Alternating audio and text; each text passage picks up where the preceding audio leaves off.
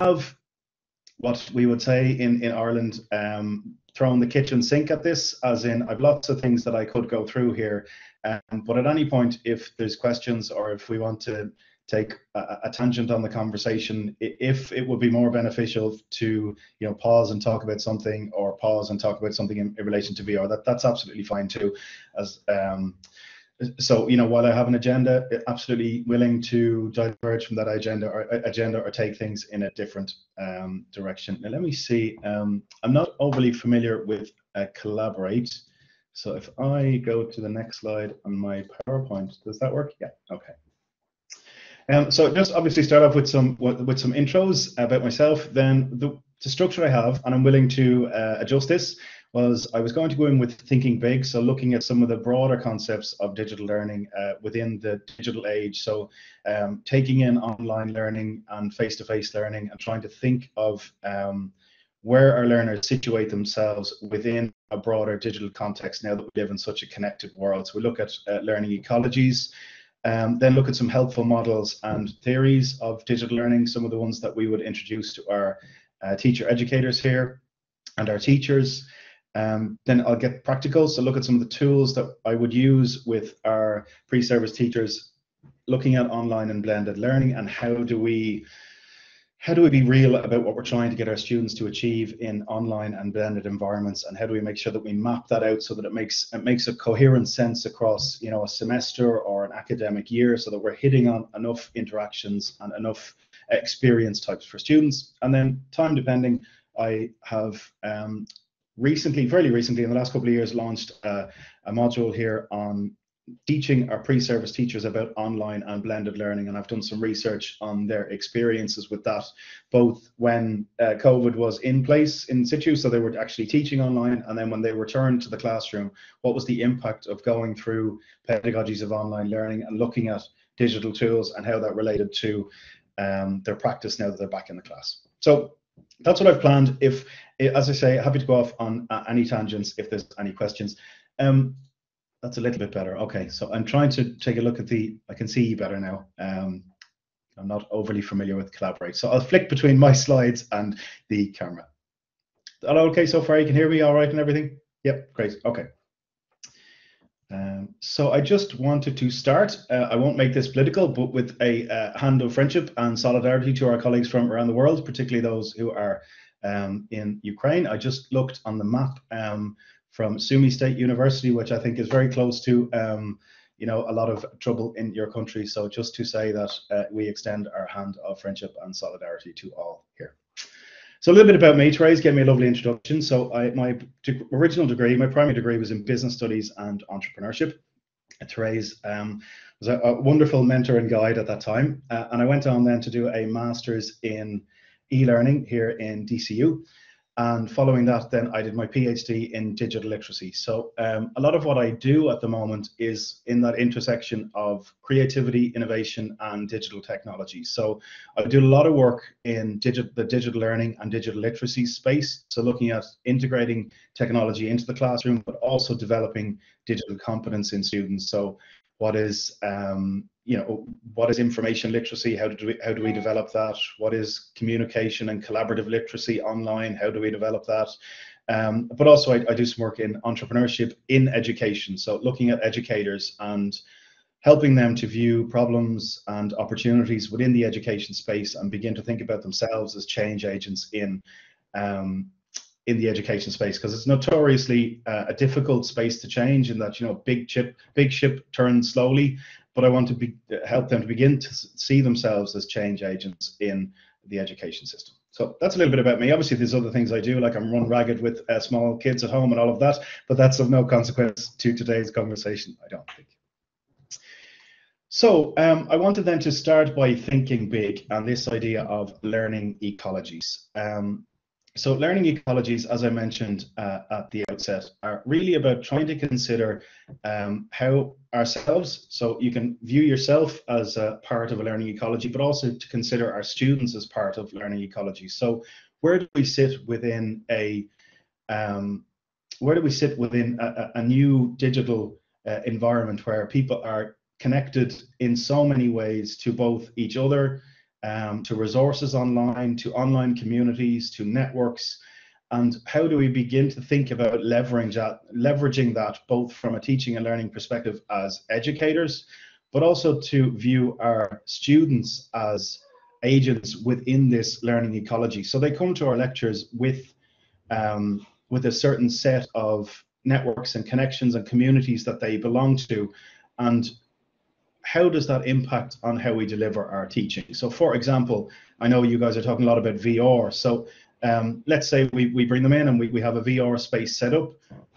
Like, what interactions are they having online about VR? Are they part of a community online? Can they find information on Twitter? Can they look on, I don't know about Twitter at the moment, but can they go to Mastodon, or can they go to Tribal, or one of the new platforms and find information about VR? And us as educators, where do we find our information? It's no longer, as we all know, confined to a specific course or a specific module. There's this whole array of locations that we can find information. And learning ecologies are about trying to find out trying to conceptualize really how we learn and what the different contexts and elements we use for learning in the digital age. So just a couple of quotes, I won't over quote you, and then I'll look at some models. So learning ecologies provide us with a way to articulate the interdependencies between an individual and their environment, and to understand the multiple contexts that people experience in which they learn and grow. So trying to situate our students and ourselves within a broader context of learning. And they're the sum of contexts where a learner directs their activity, cultivates relationship, uses, produces, and shares resources.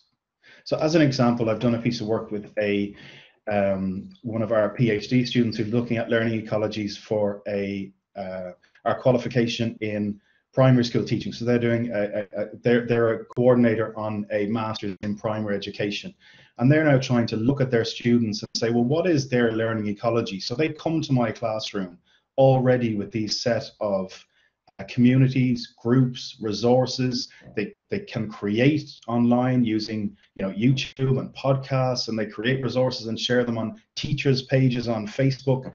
What ways can I begin to bring this into my teaching, or at least be aware of the different connections that they already have? And then how can I begin to leverage those connections to improve my understanding of the environment in which my teachers operate? So I hope that makes sense. So here's a couple of models that have been developed to help us visualize learning ecologies. So this one here is, I suppose, one of the more basic ones.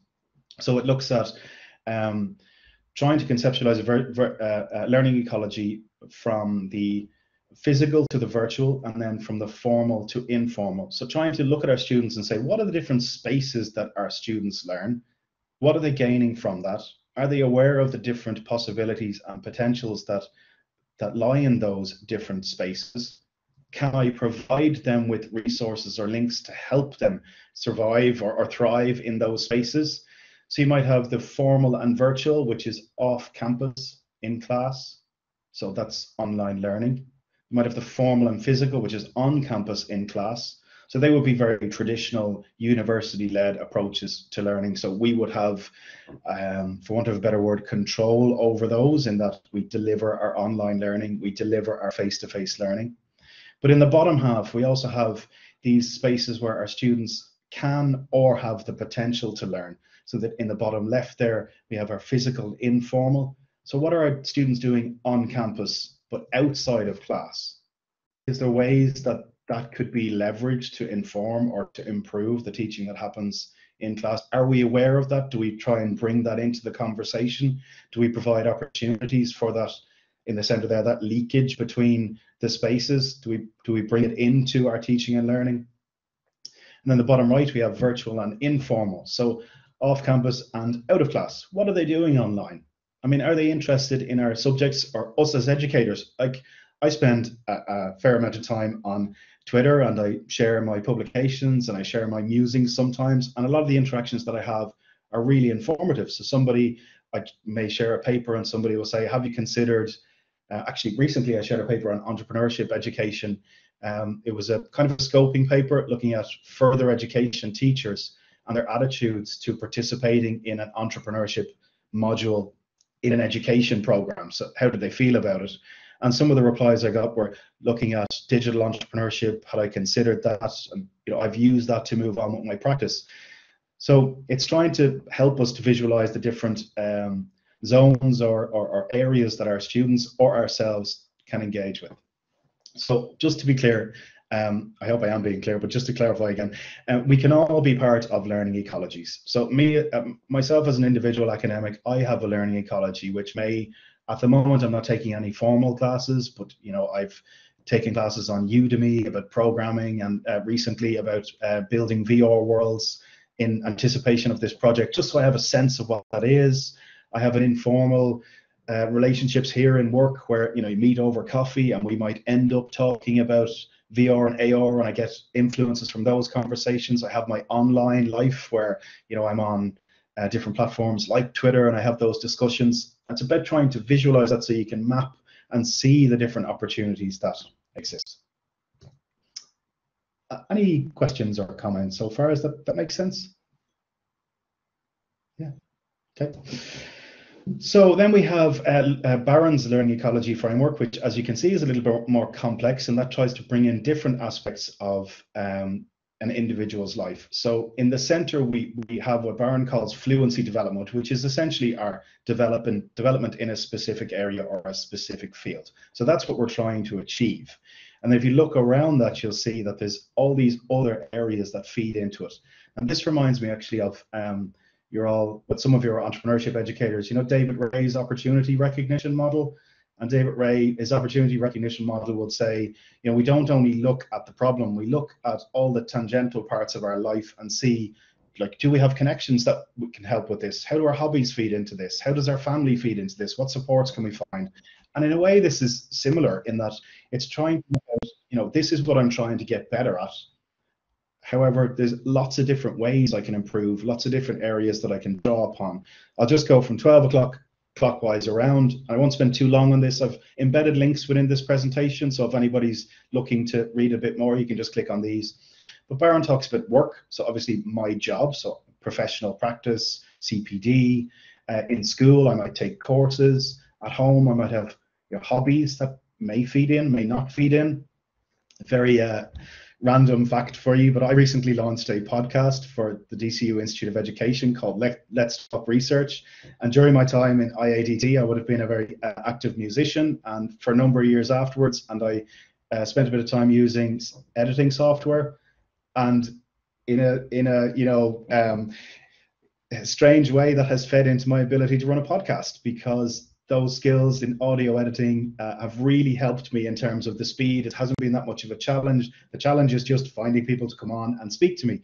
Whereas once the conversation has happened, I can edit, I can, automate the volume, I can clip out, if somebody kicks a chair in between a question, I can edit out that sound. So there's all of these areas in our life that feed into our development. Then in our community, so that's virtual and physical community, our peers, and our distributed resources like our online groups, tutorials that are available online. And all of those in totality are really what helps us, as Barron puts it, to develop our fluency. Do one more, I think, maybe two more, okay. And then we have Jackson's model. And what's interesting about Jackson's model, can I just ask, when I flick screens, that you can still see the slides and not my face? Is that, yeah?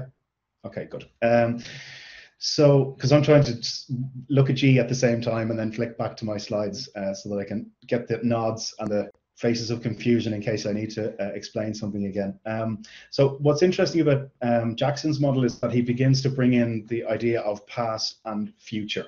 So the trajectory of what you're trying to achieve. So it's similar in that you have a central goal where you're trying to achieve something, and around that are the different elements that make up your learning ecology. But he's trying to frame it in that, I'm in one place now and I'd like to be in a place in the future. So what he would encourage is that you look at these different areas of a learning ecology and say, where am I now and what are the other elements within this area? So for example, the spaces in the top left-hand corner there, what future spaces could I become involved in to help me achieve my goals? So you're looking at things as they currently are, were in the past, and then a trajectory for where I'd like to be in the future. So for example, your entrance into the VR space, that might be, what communities could I join now, online virtual communities or in-person communities could I join that would help me to understand how to use VR, the pedagogy around VR, the pitfalls, the challenges. Are they, you know, is it a Facebook group? Is it a hashtag on Twitter? Is it, do I need to do an online course? Could I find a MOOC, you know, where I could have a sense of community around learning? Is that the direction I should be heading in? So that's what's helpful about Jackson's model. I'm just conscious of time. I wanted to just touch on some of these things rather than have it just be a, you know, me lecturing about the various models, if that's okay. So I'm just kind of highlighting these for people. And then we have connectivism, and Siemens came up with this idea of connectivism based around his experiences in developing MOOCs. So he was one of the founders of the whole MOOC idea, the massively open online courses. And he developed one of the first MOOCs. And his thinking behind the development of MOOCs was that, as those kind of nodes are trying to show there, that we don't learn in isolation anymore. Knowledge is really distributed, and a lot of success is really determined by who and what are you connected to, how can you find the information you need when you need it, and how can you find the resources. And again, entrepreneurship educators in front of me, resources are people, places, things, you know. How can you find them when you need it? So it might be access to an expert, I'm connected to them, so when I need advice, I can go to them. It might be access to online repositories, so that when I need to find information, I know where to go. So it's this idea of, again, the learning ecology being distributed, and its connection to different aspects, different communities, that helps us to grow and develop. So look, this isn't a session on learning ecologies, so I just wanted to highlight a few of them, but some things to think about, and happy to have a discussion chat now, or you can ponder these afterwards. I'm not sure, Therese or David, what way you'd like to do this, but do we consider the entire ecosystem of our students' learning when we teach? Does it come into play, or do we kind of give them the notes and the course and move on? And how might a learning ecology way of thinking impact the engagement with our students? Like, how might it change how we engage with them if we consider the other aspects of their life, or if they help, or if they're aware that we're, you know, if they're aware that we're aware of it, that's a terrible way of phrasing it. But if they know we're cognizant of the other aspects of their lives and we allow them to bring it into the learning environment, how might that change engagement? So maybe I'll just pause there for a second to see if there's any questions or comments, or if anybody would like to pick my brain or anything. Peter, I've just turned on the sound there for the room. Anyone want to pick up on anything that Peter's talking about? Yeah. Yes. Yeah. We have a question here, Peter. Peter, this is really interesting and just fits so perfectly for our project. So thank you already for your time and presentation. I'd like to begin to kind of explore this question about how do we consider the entire ecosystem of our students' learning, and that lovely word you used, leakage, and that informal moment of learning. I'm interested to know how colleagues deal with that complex relationship between social media and bringing that into the classroom. So, for example, we have some courses that use Facebook as a way to, you know, kind of socially engage with students, but also communicate course messages, whereas other courses, you know, very much keep distance from that. Yeah, so yeah, there's a very broad open question there about how others are thinking about that informal space. I know it's one that can be fraught. I don't know about you, we have a group of what we would call the worried well, really engaged students. And when they go on WhatsApp, we notice there's a frenzy. And they come back into the classroom and they don't always have got the right messaging. We've stayed out of it, so it's an informal channel that they use. And particularly with students who are very engaged, it almost heightens the, dare I use the word, anxiety level about, you know, deadlines and presentations. And I don't know, have you that experience, Peter? So in some respects, there's a very, depending on who I'm working with, there's a very clear marker or line. So I would do, I don't know, maybe 50% of my work with, I would be teaching post-primary teachers. So preparing them to work in school and use digital technologies. And for many of those, there's just a hard line between, we don't use social media in learning because their students are between 12 and 18, and it's just a no-go. And I think in one respect that makes their lives a bit easier, because then they just focus on using the platforms that their school endorses. So they will use, let's say, Microsoft Teams, and they will send out notifications and messages and have back and forth with the students on one existing platform. I think on a broader level, and notwithstanding Therese, we often have conversations with our PhD students. So I'd have a meeting with a PhD student and everything will be fine. And then the next meeting I would have, suddenly they would be in a panic because their WhatsApp group has confused everything and said there's new dates for submissions and the word count is not this, it's that, and the referencing system is not this, it's that. So sometimes they can muddy the water. But I think on a broader level, it's where are our students at? So where are they having their conversations? And if that's where they're having them, then shouldn't we allow them to have the conversations in the places they're comfortable doing it? Like I set up forums on Moodle Loop frequently, and the engagement is mediocre at best, I will say, to give myself some kudos for getting some reply to questions I put on Loop. But if you engage on other platforms where they are comfortable, the engagement is probably higher. So I know it's a difficult question. It's not. I don't think there's an easy answer to it, because you have to strike the balance between, you want the conversation to be centered around the education experience. And I think what learning ecologies are trying to elucidate, for want of a better word, is just to show or help us to identify maybe the spaces, and help students to identify the spaces where they're having conversations, and then think about, how do we make these connections? It may be that you set a task and take a hands-off approach. So what I want you all to do is discuss this, find some resources related to X, discuss it on whatever platform, wherever you are, then come back to me in class, or come back to me on Loop and or Moodle or Blackboard, and just as a group write your response. So let them do their conversing where they are, but just present back on the platform that you used to. But I understand that it's not a clear-cut answer, because I don't think there is a clear-cut answer in that way. I suppose one of the other things that I would be very conscious of is like we're often preparing students for placement or to go into work contexts, and like obviously when they graduate they're going to go into a particular world. So you're trying to manage or get them to a point where they are managing that, and they understand the distinction, I suppose, between the formal and the informal. And that can be challenging because they don't always want to go with you. They're not always ready to draw that distinction between, say, that formal and informal piece.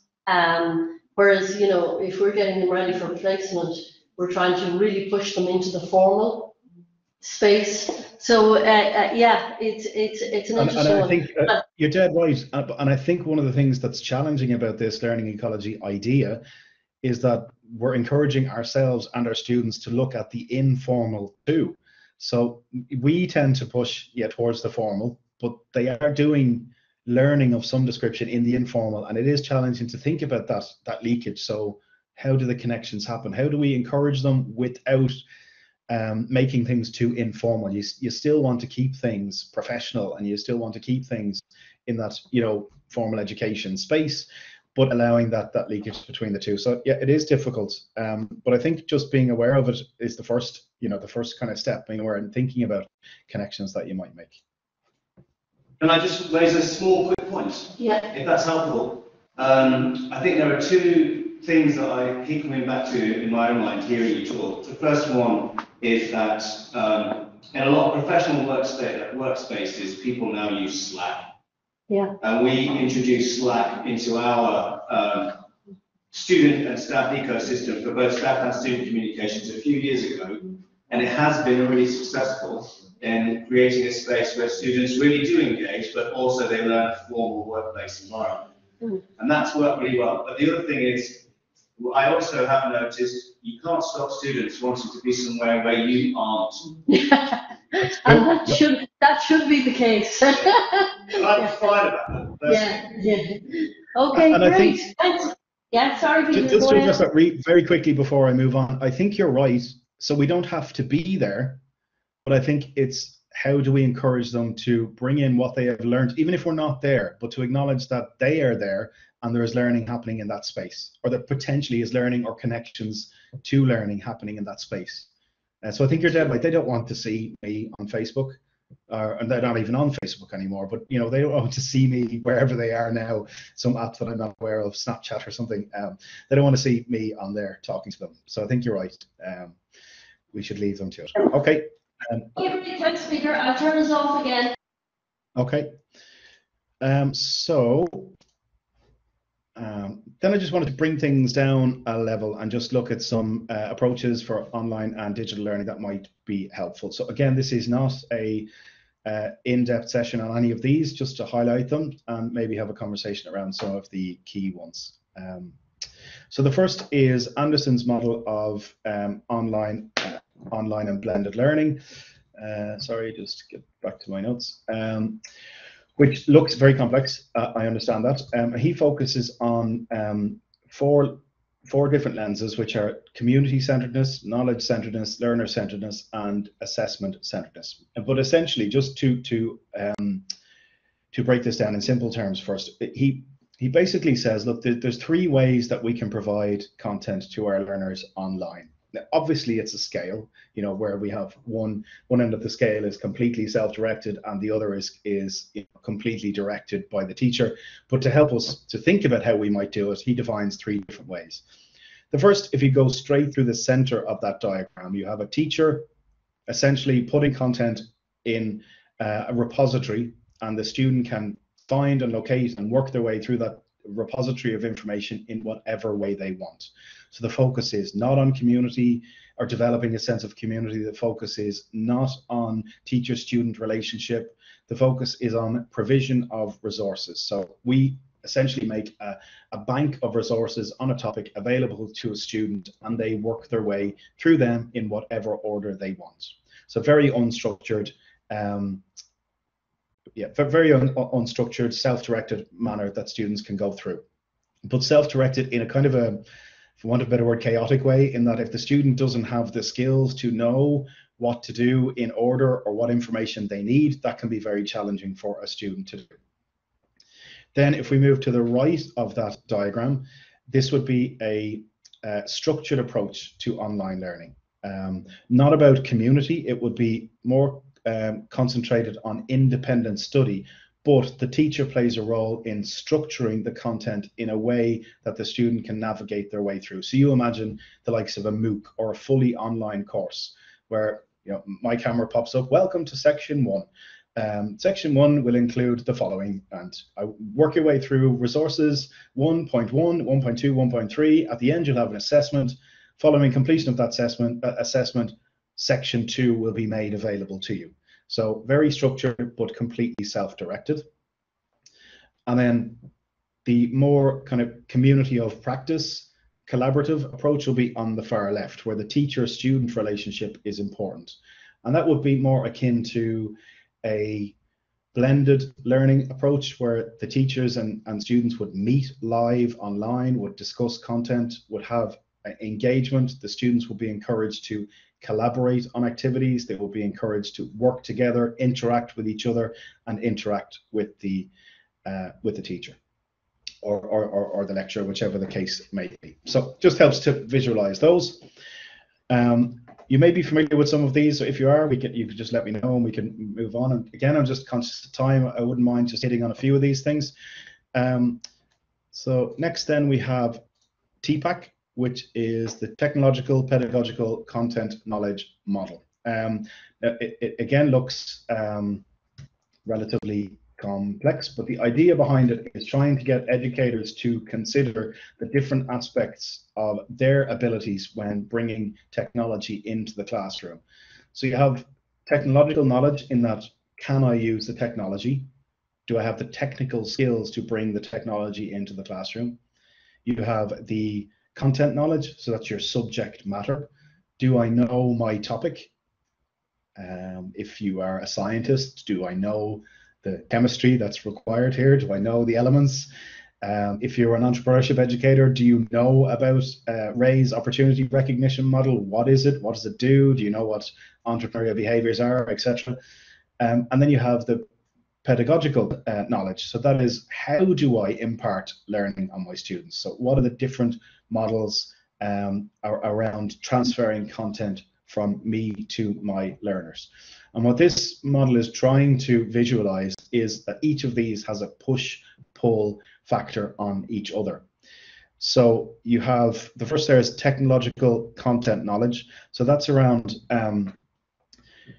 do teachers understand how they can use the technology and the content, but also how do they influence each other? So I may have a set of slides with great information on them, and when I deliver them in person, it's very much like this. I haven't got anything scripted, so there may be lots of informal conversations that happen. We might go on different tangents, and that's the real value in it. I've got a couple of bullet points on a few slides, and that kicks off a conversation about a topic. If I bring technology into the equation and I turn this into a asynchronous resource, a recorded resource, maybe I write a very defined script and just say what I need to say.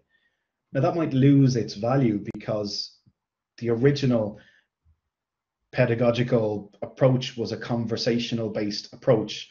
And if I just take that material and overlay the technology, it might change the dynamic of what I'm trying to impart there. So there is a push-pull there, in that we need to think about how does the technology impact the content that I'm trying to deliver, and vice versa. So the same example, explaining something when my face is on the side of the room, it might be different than if I was there with you. Maybe it would be. Maybe if I was sitting down at that desk and I was able to discuss things in person, or if I brought some resources with me and said, look, if I could turn my laptop towards you and say, here's a video resource I created earlier, this is what I'm talking about.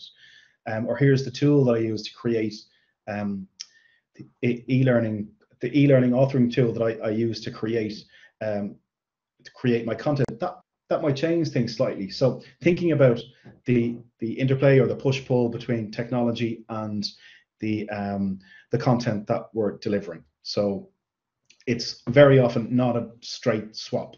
And I think in VR too, it will have implications. So obviously it's a complete reimagining of what you're trying to achieve, because you're going from a space that is A, obviously physical, and B, generally is conversation or content driven. So you will have maybe a slide or a slide deck with content that you want to get through, even if that's just some conversation starters.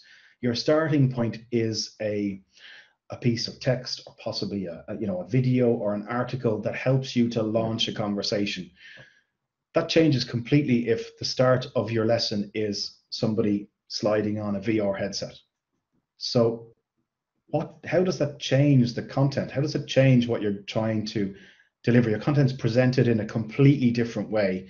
So it is a complete, especially in the case of VR, a complete reimagining of what is the content. It's no longer text, video, 2D plain information. It's a complete rework of what you're trying to do, and that I suppose leads on to the next point about the pedagogy as well.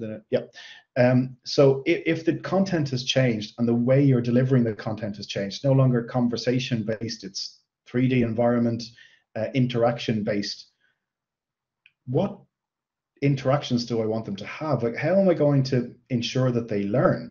What engagement are they going to have in VR to show that? I'll give you an example of, this doesn't directly speak to TPAC, but now that I've kind of gone off on a tangent about VR, the VR project that we've just been successful with is, so what we have done, or what we are doing, is as part of our teacher education program, we would have these sessions called micro teaching sessions. So there's essential teacher training skills or teaching skills that students would need. So right in first year, usually, they would have these small sessions where they need to deliver a 15-minute lesson to their class. And they need to do things like ensure they make eye contact with the group, use hand gestures, vary the stimuli, which means they don't just talk at their students for a long period of time. They maybe bring in a prop, or they bring in a slide, or they ask the students to stand up. Their questioning skills. So if I ask the gentleman on the right there in the black shirt, I don't know your name, but imagine that I'm in person. If I ask you a question, and when you begin to respond, I take some steps towards you to show you that I'm engaged and I'm listening. So basic stuff.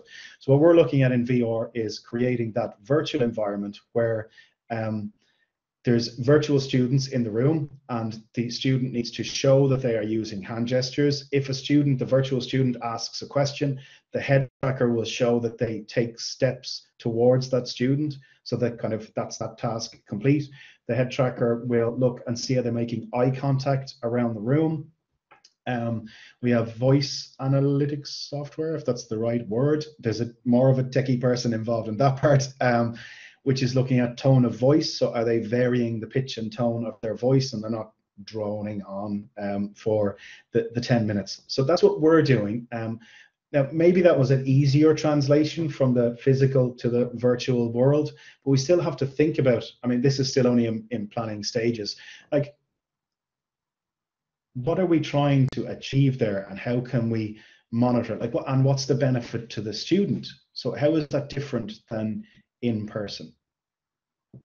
Now, the way we are trying to,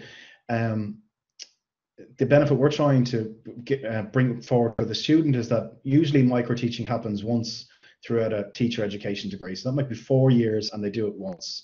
And they may not be going out on placement for a year later. So we're going to make this available to them so they can practice these skills.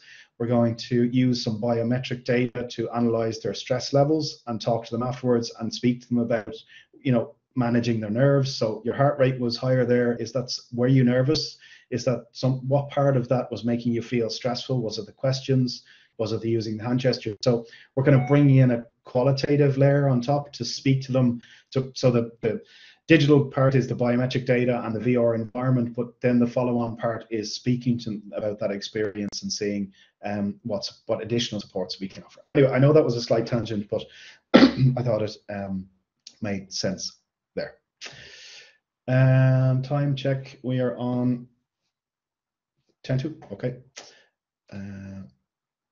So I think, look, I have links to all of these, if that's okay. I just wanted to, in the interest of time, I wanted to get to some of the more practical things.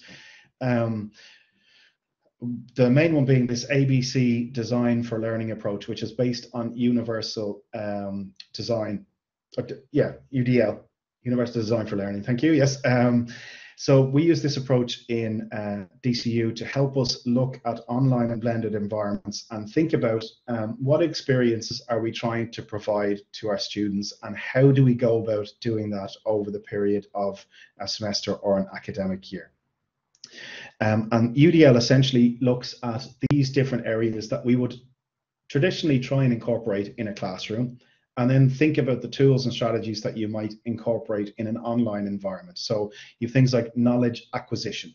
So as much as we talk about constructivist approaches and collaborative approaches, there are times, of course, when the students need to acquire knowledge. So there is times when we need to deliver our content to students. So that's things like books, readings, websites, videos, documents, blogs, and that's an important part of our teaching and learning.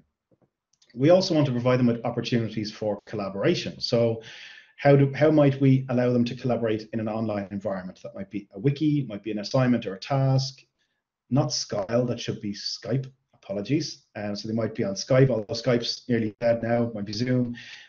One of those tools like Trello, where they can map out a task or a process and collaborate to come up with a solution or to manage their tasks. Twitter, I have Zoom in there. Google Meet, it might be a blog that they collaborate to construct. And this is just some options. It's not, you know, the exhaustive list.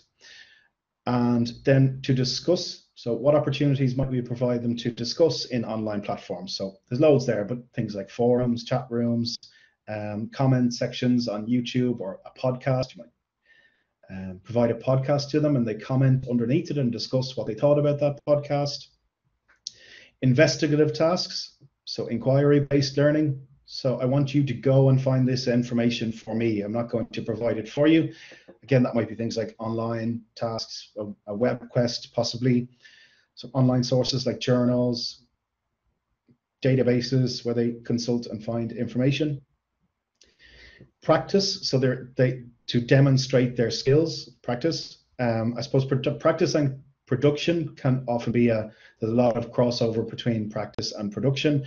So practice, they can do quizzes or create videos or create a podcast. And production, again, they can produce wikis, produce podcasts, produce like Go Animate and Powtoon resources. So you're trying to get them to practice skills and also produce content to demonstrate their knowledge. So what we try and do when we're looking at online courses is, I suppose this is the next slide really, is to look at, well, what tools do I have available to me? So I suppose there's three things to consider. What tools do I have available to me? What's available in my university? What do my students have access to? So in my case, that might be Zoom, Google Meet, Loom, PowerPoint, WordPress, Google Classroom, YouTube videos, Adobe Spark I'd use a little bit. So these are the tools that I would be comfortable with. So I know how to use those. Then what experience types am I trying to create? So how do some of those map onto the different experience types? So use Loom for some knowledge acquisition, create a short video to give them the knowledge. Then I might use WordPress to have them collaborate on a forum post or collaborate on creating a web page. And then you have to think about your own content. So what is it that you're trying to, your own context. So what are you able to do? So what tools are available to you? What tools are available to your students? How much time do you have? You know, so if you're dipping your toe into VR, maybe you don't want to do VR and everything else at the same time. Maybe you don't want to do a VR environment and get your students to create using Adobe Spark and get them to create a WordPress site, and you know, so it's cutting your cloth to meet your learning objectives too. And what's the goal of your learning? So what are you trying, what's the end result? What would you like your students to be able to do at the end? What skill level do you have? What skill level do your students have? So I do some web design work with my students. There's one group that have been through it's kind of a cross between a computer science degree and they have elements of education in there as well. It's a postgraduate qualification, and I know they're computer scientists, so I get them to create a website from scratch using HTML, CSS, JavaScript, and they're trying to demonstrate their technical skills as well as creating this educational resource. But I don't do that with my undergraduate students. I ask them to create an e-portfolio using Google Sites, which is just one of those WYSIWYG, what you see is what you get, editors, drag and drop. They don't need to know any coding. They don't need to know any technical skills. It's more visual based. So I suppose the end result of that is looking at that map there of the tools you have available to you, what you're trying to do, and then your own context. Then you begin to map out your own delivery. And this is just an example I created for some post-primary teachers. So week one of the module, what would I like my students to achieve? So for example, module introduction, I'm going to do some module acquisition. So the teacher introduces the module on Zoom. Discussion, the students discuss their current experiences using the chat box and the mic. Investigations, students are provided with a number of links on Google Classroom to source their ideas for their project. Discussion, a social forum is made available for students to share their ideas for their assignment. Then in week 2, introduction to volcanoes. Again, this is post-primary teachers. I was just trying to think of a geography teacher. Acquisition. So Edpuzzle video provided, which outlines the main ways volcanoes are formed and has kind of questions. I don't know if you're familiar with Edpuzzle. It's a great tool for using video asynchronously. You can insert questions and the video will stop, post the question for the students, and they won't be able to continue until they answer that question. So it's great. Practice, so the students are asked to draw a volcano and label the main parts. Submissions are made to Microsoft Teams. And collaboration, students work to create together to create a database of active volcanoes in Europe, and that's stored on Google Classroom.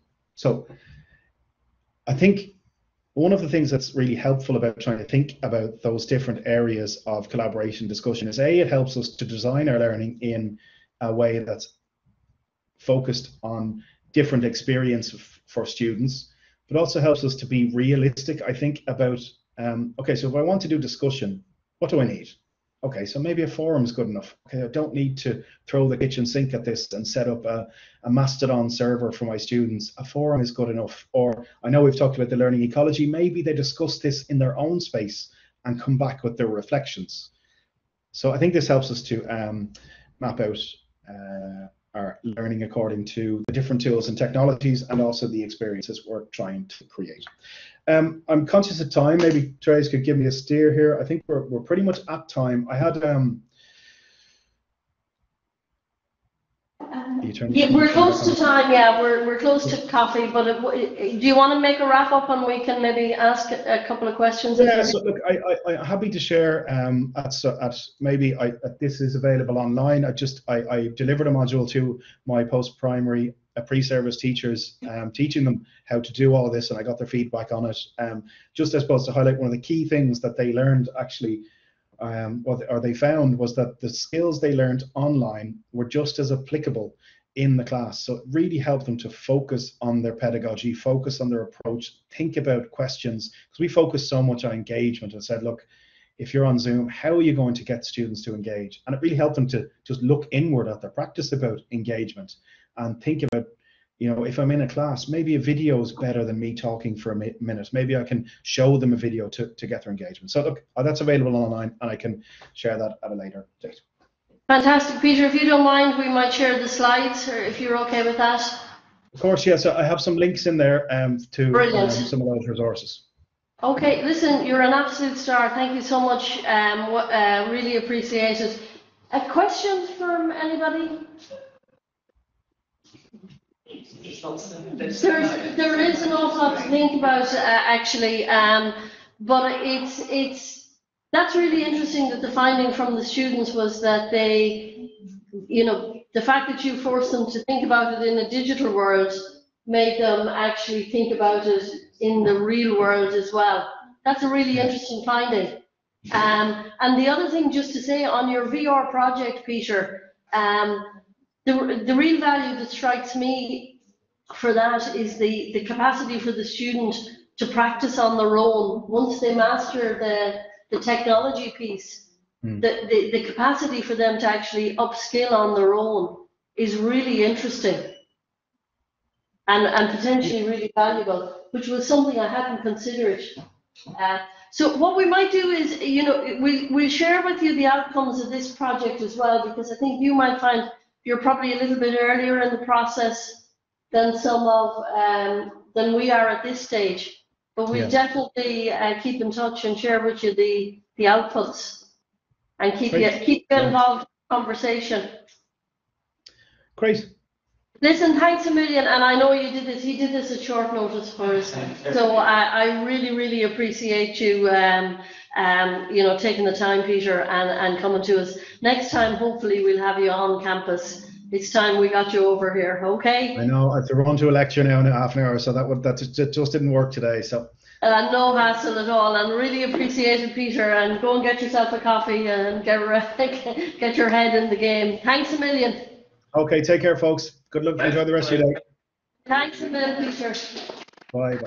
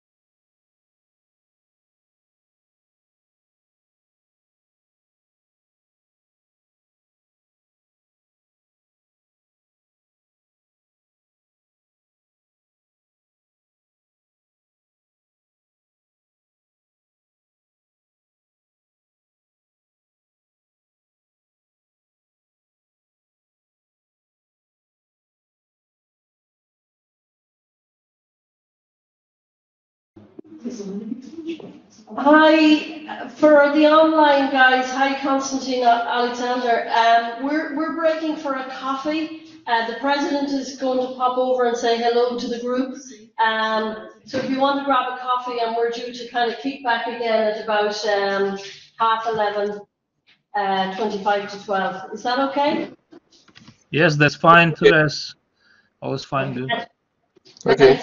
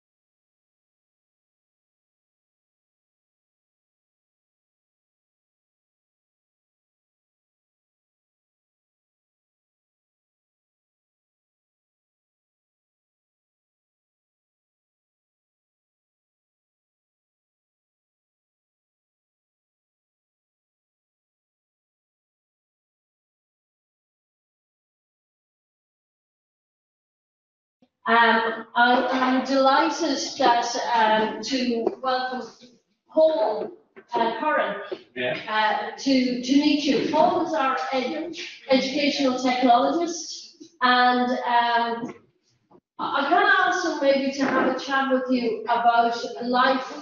I suppose COVID probably undoubtedly brought us much deeper into the digital world than we had been before COVID, as I've stated to many colleagues. So Paul had the unenviable task of having to deal with everyone screaming at him, what do I do? How do I do it? What do I do? Where am I? Where's this? Where's that? Where's the other? But I think along the way, I mean, there are some interesting reflections and some learnings that we took from it, which he's going to maybe talk to you about. And then what I'm going to do after that, before lunch, is take you through, there are some resources available that have been nationally developed that I want to talk to you about, because I think it might be useful for you in this context and maybe in a wider context. So I'll show you those afterwards. But I'm going to go and get my stick and I'll leave you to chat. Yeah. Thanks. Is there anyone watching online? Yes, actually, we have, sorry, I beg your pardon. We do have Alexander and Constantine online. Yeah. They are extremely patient with us. I stand here and talk. Yeah. Yeah. Cool. Yes, Cool. Thank you. Yeah, so as Rick said, my name is Paul, and I'm the educational technologist here, or one of them. Yeah, I figured I might just sort of tell it as a story. I don't have slides, and then we can chat if people are interested. You can ask me questions out of this. So I started as the educational technologist here in August 2019. So little did I know that the landscape would change forever a few months later. And at that time, we had a Blackboard instance, which we still have. And it was used, I suppose, heavily in some parts of the institute, and then varying to in parts of the institute not used at all. And we didn't have any kind of online only component to speak of. occasional things here and there, but no permanent happening. And I suppose if we look at the Institute, there are two faculties. There's the Faculty of Film, Art and Creative Technologies, and then there's the Faculty of Enterprise and Humanities. Enterprise and Humanities were users of Blackboard then, beforehand, largely as a repository for files for the most part, and people might be directed to that. That was the main use of it. And the other faculty, the big users were our psychology courses, and again for readings put online, things like that. And I suppose we weren't making great use of it. Like we were scratching the surface of what it was possible to do at the time. So around November 2019, we acquired the tool we're using today, which was then Blackboard Collaborate. It's recently been transferred as class. Still the same tool at the moment.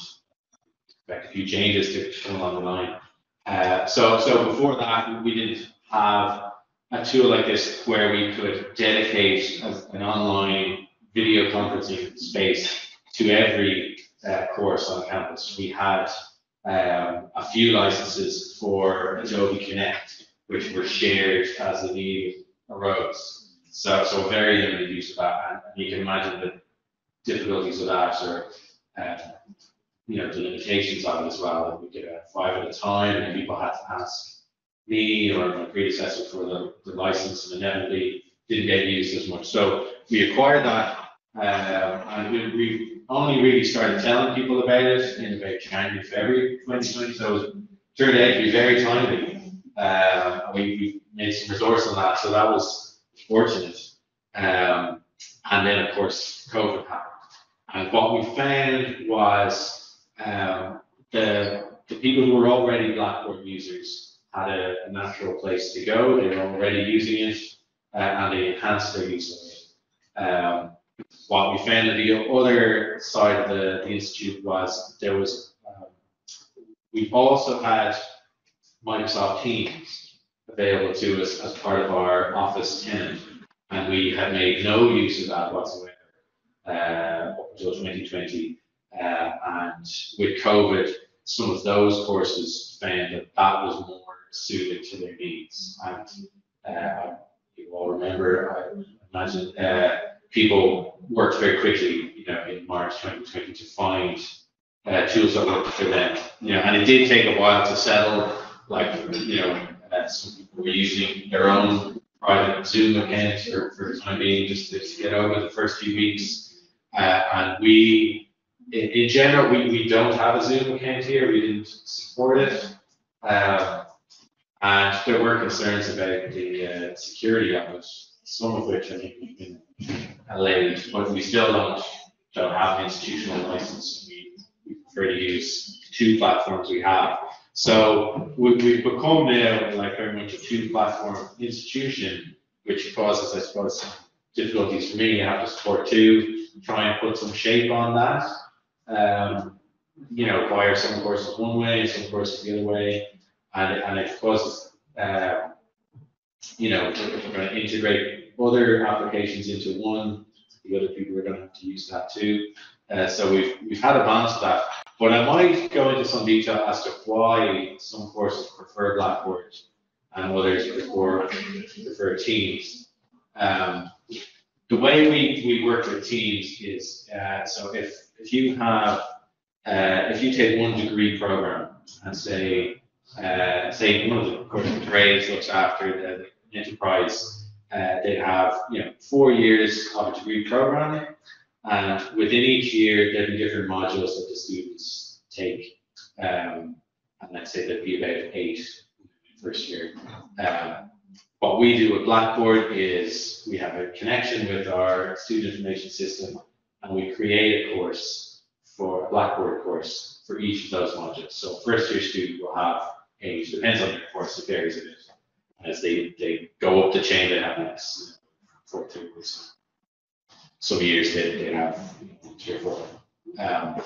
So the students only see what they need to see. yeah, They so let out the backboard, just see the courses that they are entitled to see, and that's cool, you know. and we enroll them. We don't invite them to enroll themselves.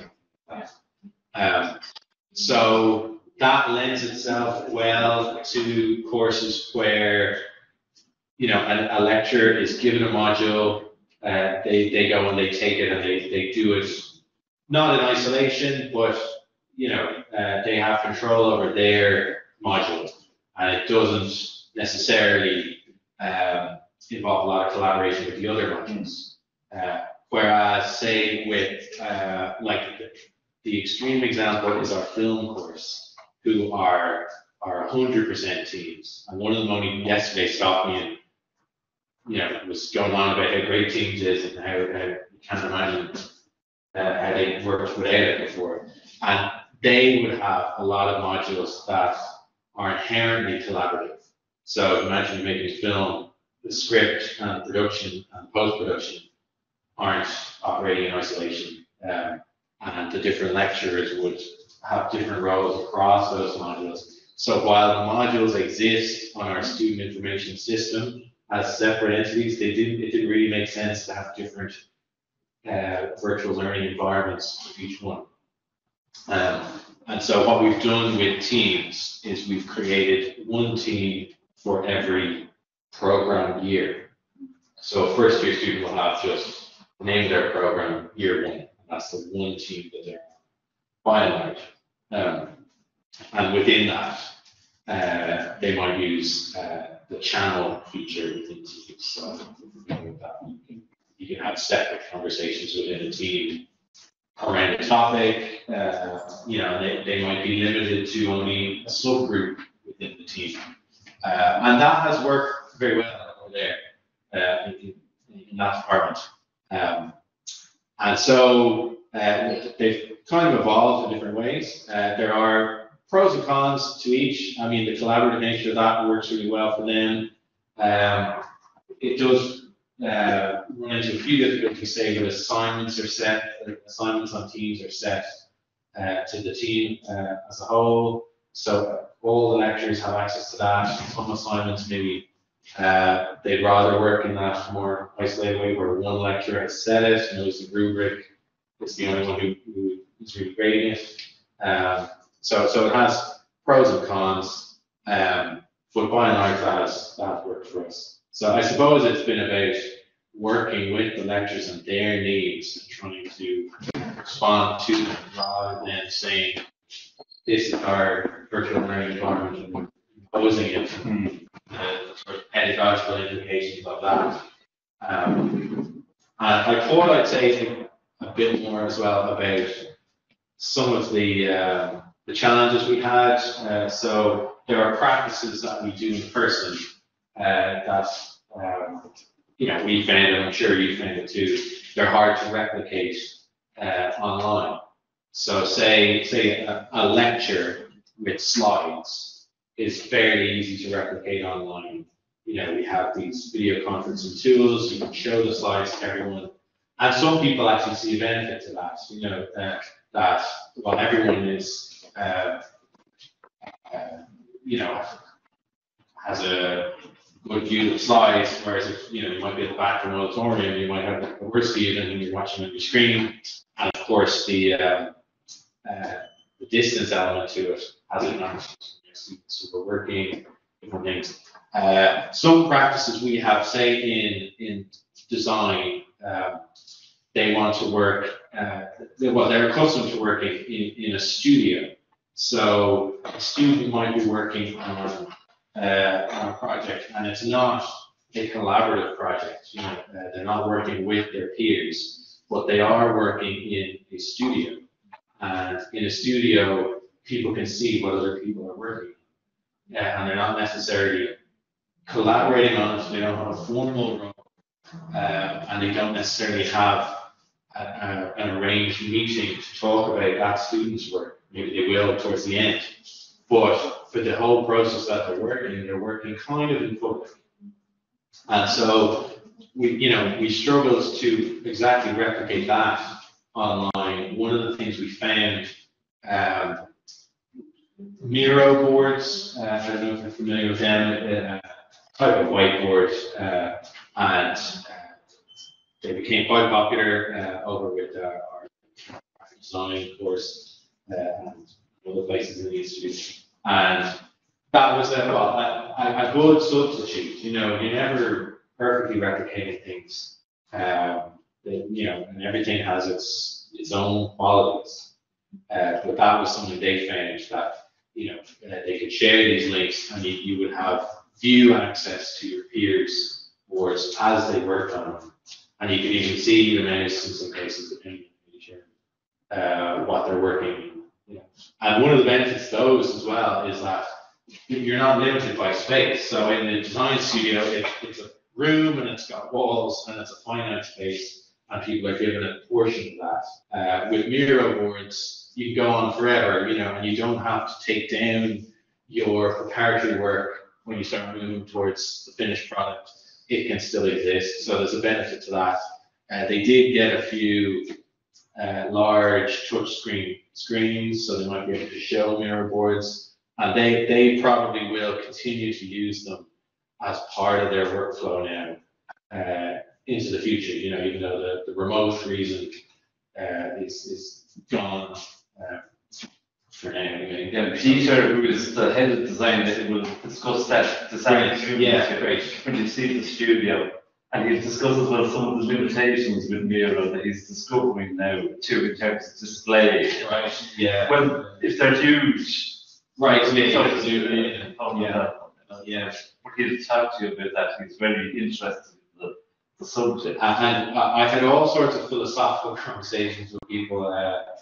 Paul Gregg, who works with sculpture, about, and this is just on the cusp of COVID, about sculpture and how, sculpture has a presence in a room, and, to view a photo of that is not the same as viewing it in person.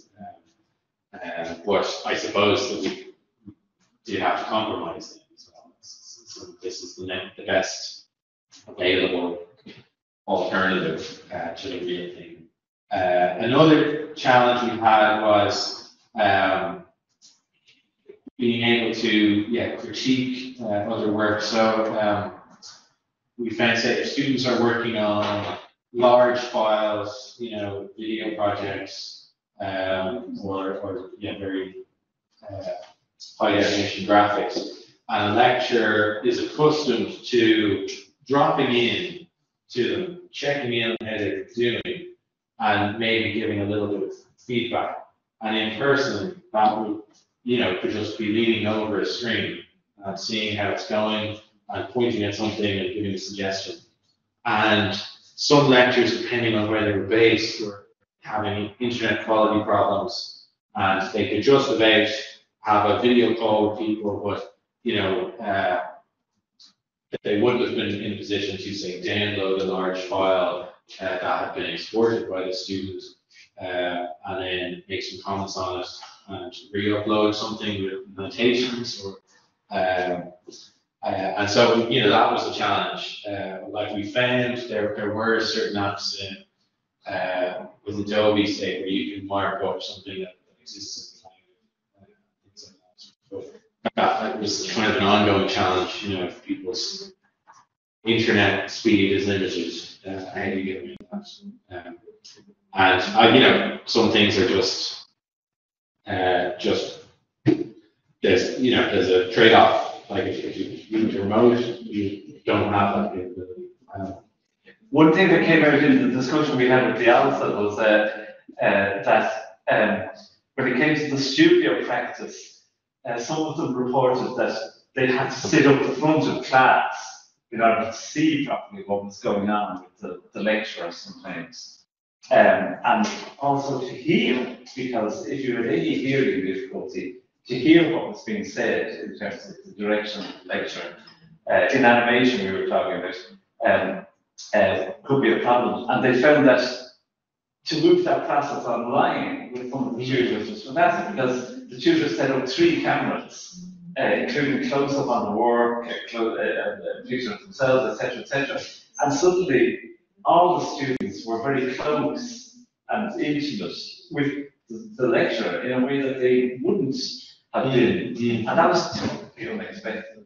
We've seen things in very fine detail. Yeah, yeah. And in real time, to do that in person. Yeah. Same closely. Yeah. So that's something that we try to replicate a little bit in the studio now, where we use the cameras and the screens to show to the back of the class what the hell is going on. And things like I know Paul McDonald with like sort of special effects makeup did found that people preferred the online version. Yeah, because they had a better view of what he was doing. And a couple of other things we discovered as well through the articles. Even though, as Paul says, we operate a policy of being absolutely agnostic in terms of what VLE, a program or a lecture will use, the students don't like that, actually. They would much prefer if the institute decided to use one VLE because it's much less confusing for them, you know? That's a constant battle, really, that the students want consistency. Yeah, but as Paul says, we can't compel any lecturer to do that. They're, as part of our, I think we can keep, as part of our European University, and Paul does this well, we have 4 partners at the moment, soon to be 8. And we are supposed to have one VLE for the European University project, just one VLE. And we now have 7. We have 7 because nobody wants to give up their right to use the VLE that they're already using. So these are the realities kind of moving forward. Either an executive decision will have to be made somewhere down the road to use one VLE or another. People will have to become, or people will have to become, you know, what we're thinking now is that people just have to be responsible for their own territory in terms of their institution within the university. But again, students are faced with 7 VLEs potentially, you know, and we as a work package have been focusing on, okay, if they have 7 VLEs, well, at least how are they going to log on to those platforms with their own credentials? You know, that's where we've been focusing our energy as a work package. No. Yeah, but there is a bigger challenge, I think, with VLEs that I mean, the feedback we're getting fairly consistently is the students want a consistent approach. Because, and I don't know if any of you have ever stood beside a student where they have logged on to their system and you suddenly see, you know, they have 6 or 8 modules, they have 6 or 8 different formats, 6 or 8 different styles where people put things differently, maybe label things slightly differently, so that even the consistency of the jargon isn't always there. So this is, like, it's a very basic fundamental, and like, to me, the notion that I've run a mile from a course, that would ask me to have 7 VLEs, because you couldn't, you won't have a hope in hell of knowing what's going on across. So, I mean, I think there's a challenge there, you know, there's that debate between, you know, academic freedom and using what you think is the most appropriate in the context of your module. But your module or your discipline is just one element of what a student has to.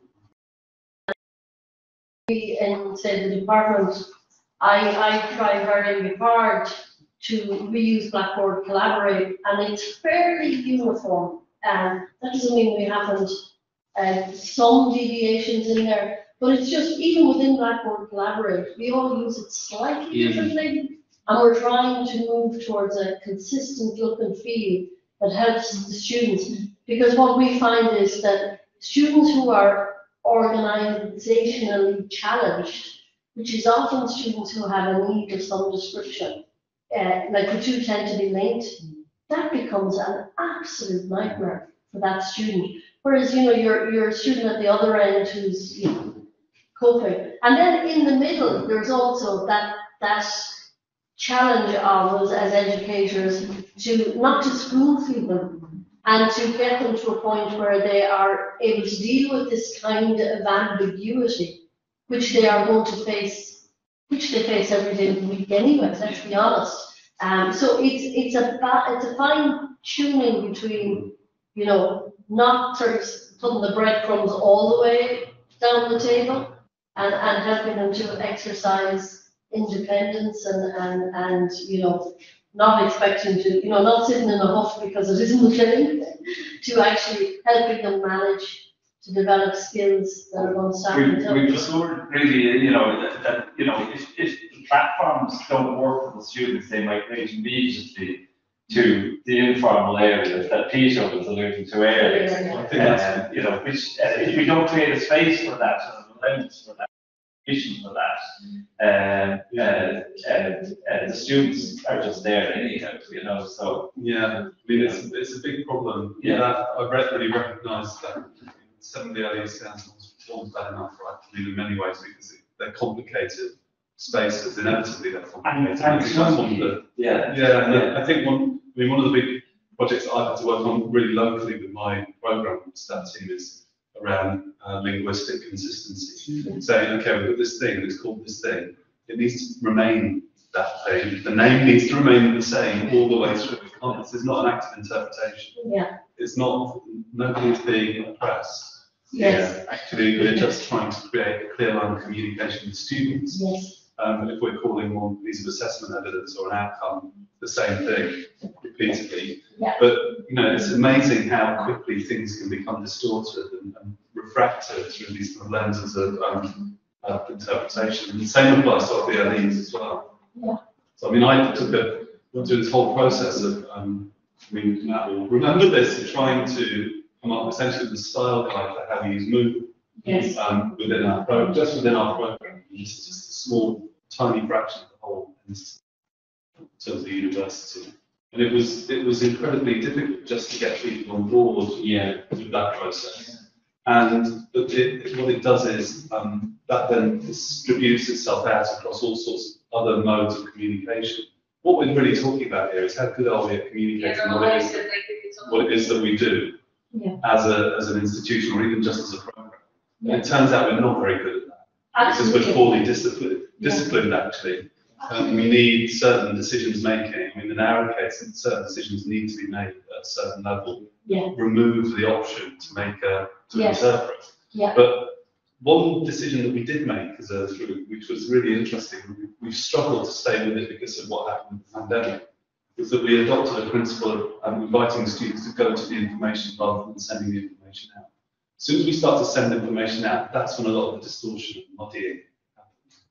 And if we're inviting students to come into that space to find the information if it's articulated consistently, then we're in a much better position to avoid some of the workarounds which inevitably happen through various platforms. Yeah. And that space is chaos and carnage. And you know, I have conversations regularly, I'm sure everyone does, where a student will say, but you know, my friend says that it's this. You just go, talking. I mean, they're not even on the same course. Yeah. And they're telling you how to do your course. You know, it's extraordinary. Just you know, sort of the weirdness of that.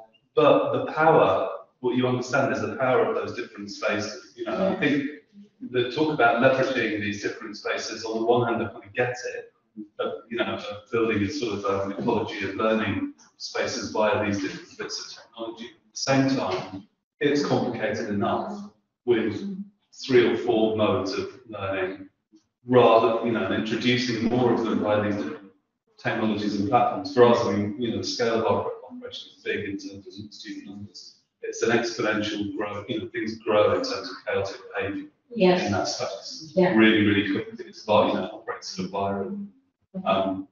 We get a really difficult situation. The consequence of that is that, you know, the perception is that we are disorganized. Yes. And in actual fact, in an attempt to become more organized, we create more interference in the mud in the water. I had a colleague, we were just talking with graduation last week, and she was saying, and we were talking, her daughter has just started college, and she said it's been such an eye-opener for her around her own communication, because she said this kid is capable and, you know, should be, but the things that are throwing her in terms of managing the VLE or the way assessment is being communicated, or she said it's really making her think about her practice and how she's setting out her stall. We did a thing a couple of years ago around the language in the creative disciplines where you know, the critique and feedback and the way people use words, and you say it's good and someone else says it's very good, and then the grade is a C. So it's about getting the consistency of the terminology, and there's a lexicon that we have tried to we've tried to say, well, when we say this is what we mean. But I think that if we can adapt that kind of discipline to some of the other activities, but it's very challenging. It's challenging. I mean, when it comes to the assessment thing, we've got this, you know, a grid of assessment criteria at UAL. They've been well worked and they've been refined over a 10-year period where, you know, you go from satisfactory to excellent. That's how you describe the grading patterns, and they go all the way from D- all the way to A plus. You know, and there's the problem occurs when people fail to either recognise that or just for some reason decide that I'm not going to do that. I'm going to do this. I'm going to say something. You know, you did this thing excellently, and I'm going to give a B minus. And that's where the issues arise. Right. It's about sort of just understanding that there are ways of communicating, for instance, levels of achievement that are predetermined. You know, your life gets easier in that regard, and also you have a sort of a point where you can go back and say, well, I know you said it was good, but look, this is good is a C grade. Yes. Very good is a B. Yes. Excellent is an A. And no, and that, I mean, it cuts out all of those discussions you have where it cuts out the negotiation around grade that can sometimes happen if you are consistent in your application of these things. But in the VLE space is interesting in that regard, but if you've never done it, log in as a student and just look at the level of and the same goes for email. I mean, they're bombarded from every section of the institution. Yeah. Sorry, I'm just going to say, I think sometimes it's assumed that staff are going to be good at this as well. Yeah, absolutely. You know, there's lots of staff that really struggle. We're not all graphic designers or communication designers. Yeah. And I think lots of people take advantage that we will automatically be able to present information in a way that's easily accessible. Yes. And I think it's really important to understand what you see a lot is staff, I think, defaulting to how they, I guess, store information and that kind of so but they're not at any point really thinking about the piece of communication that's facing, they're just not able to step out their own kind of work sphere and see it through. Even though you can say on Moodle and collaborate, you can change your role and you can see what students get to. I think we've had to really kind of work with a lot of staff. If you look at our graphic design department, they are so good at doing it, so good at presenting information in a way that actually not our staff just wouldn't even notice their mind because that's not their thing. Yeah.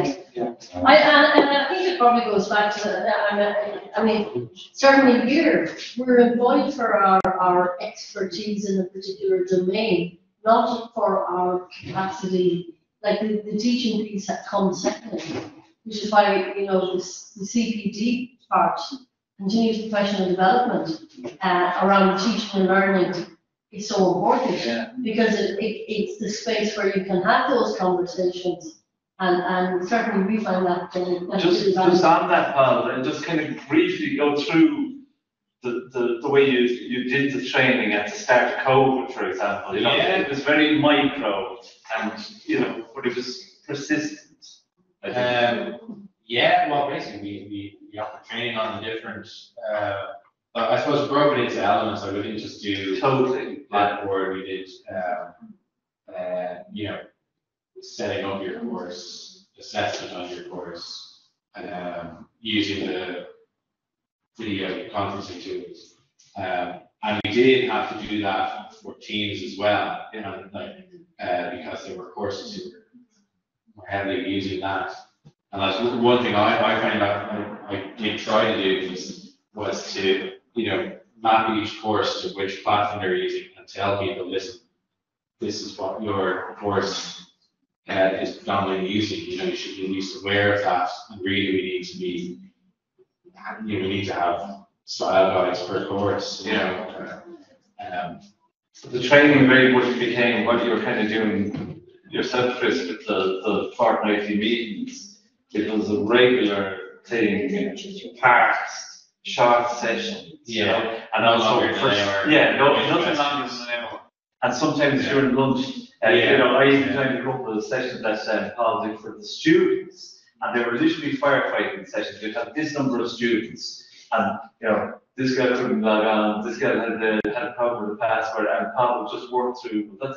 And then of course, typical students, the minute their problem was solved, they were gone. Those are great, because but they were brilliant. Once the student would ask their own question, of course there were 5 or 6 people with the same problem. Yeah. And then you're telling them all, you know. Yeah. And you're getting the problems directly from them. Yeah. We did a couple of sort of live webinars, and the key thing to them was that they were, you know, you didn't have to have logged in to view the webinar. Problems with logging was you know, not knowing what your username was or how to format it. Yeah, I came back from a mobility to Armenia through Moscow, just as the lockdown happened, and I was going to Ukraine the week after, and I got permission from the president, especially to travel to Ukraine. But in the end, I wasn't allowed it. When I met Paul in the corridor, and COVID was just starting, and Paul said to me, he said, "We're going to have this for weeks." And I looked at him and I said, "Paul, try 3 years." And he said, you know, because nobody really believes that it was going to last that long. It's shocking. It's strange we don't use the physical stuff. Yeah. So I think we rely a lot on the reality to communicate and get content management, information. But you know, I think as far as a massive conference weeks ago, it's like hundreds of talks. The way they managed it like that, we navigated the talks and know exactly, quite quickly, across like 20 rooms of talks, all running at the same time. We could find a session here. It was just made that simple. Yeah. So I think there are sort of mechanisms in place, but again, on all the board, it says what was going on now. You know, so you know, so in a way, I think we can potentially make more of a physical environment to communicate stuff. Students are in. Yeah. But saying that, also we had a conversation today in one of our VR meetings.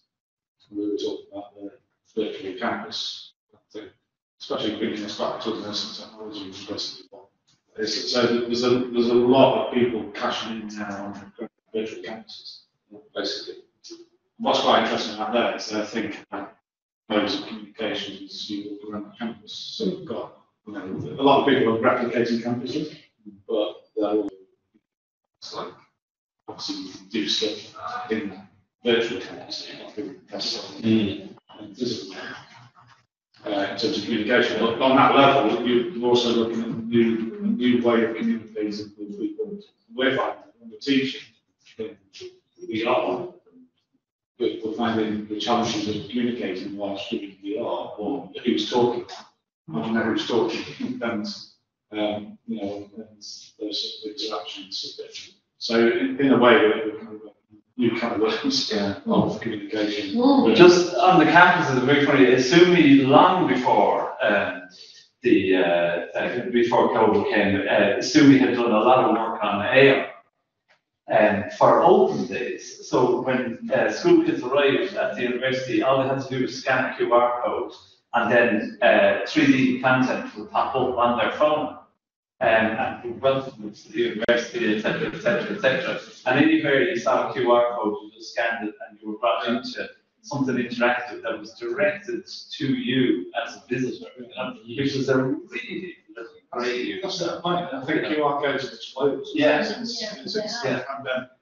But another thing I've noticed more and more is the near field communication. Yeah. Where you can just literally tap your phone rather than scan the QR code, you literally just tap the card on the phone and you get the information or you transfer it quite quickly. Yeah.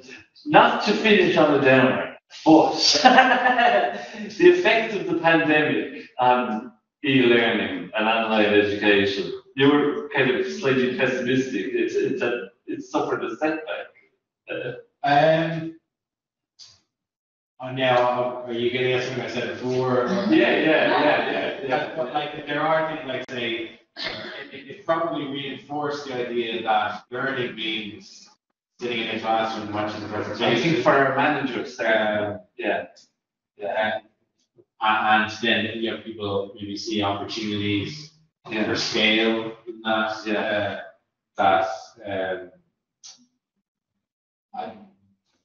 I suppose that's the insight as well, and like it's just purely content consuming vision of pedagogy rather than you'll see some of our teaching spaces this afternoon now, but once our managers got full clear in terms of the regulations being lifted, they insisted upon 100% return to campus, which meant in union terms that online education was now not supported any longer as an option, which some lecturers have a real difficulty with, but the ones who really have a problem with it are the students, because for various reasons they've come, a lot of them, to rely on online components to give them access and give them opportunities. And I think that's one of the messages from the diagnostic report that we should take to David and the other managers here and in your institutions as well, and say that online learning has a place in what we do and must have a place in what we do.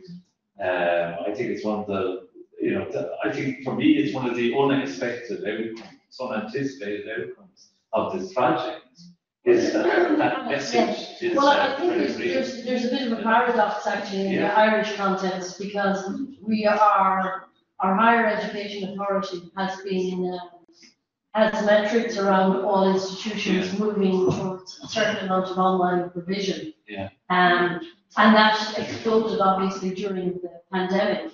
Now students, I think it's more nuanced than that, because I think a lot of our undergraduate students are appreciating being back on campus, and they're not necessarily, I know certainly the feedback I'm getting is they don't really want me to put them online at the moment.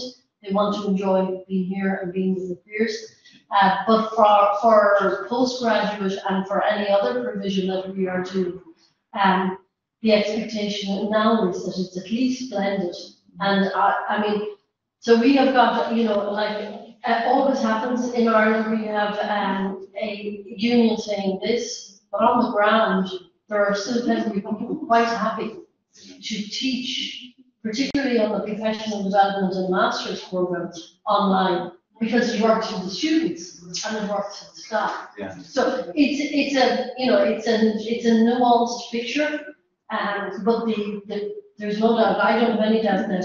And at the institute at strategic level would be pro moving more online, but there is a bit of a blockage at the moment, because nationally our union said we would all go online as an emergency measure, and now that the emergency is over, they want negotiation about what that means for the context. Yes, and the government won't negotiate because so, panic is over. As always, us Irish find our own way of dealing with Just the last thing I'd say is that a lot of our programs in my faculty are relying on applicants submitting a portfolio. And of course, with COVID, all of that moved to online platforms.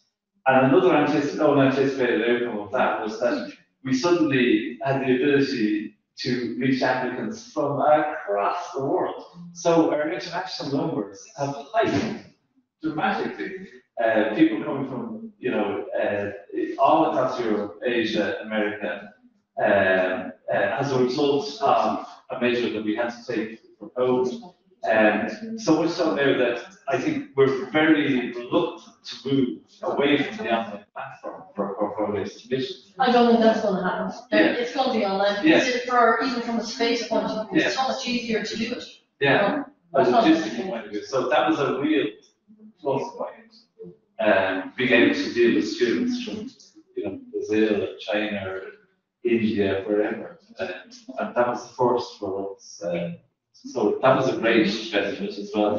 And I would say that overall, possibly one of the big takeaways was it took the fear factor.